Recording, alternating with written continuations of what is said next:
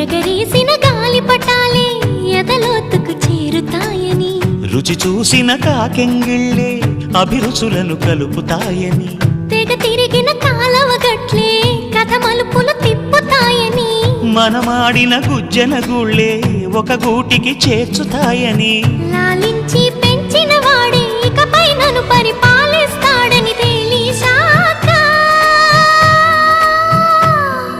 నువ్విక్కడుండి నేనక్కడుంటే, నువ్విక్కడుండి నేనక్కడుంటే ఎంత కష్టం. నువ్వు నేను కలిసుంటేనే నాకెంతో ఇష్టం, నువ్వు నేను మనమైతేనే ఇంకెంతో ఇష్టం.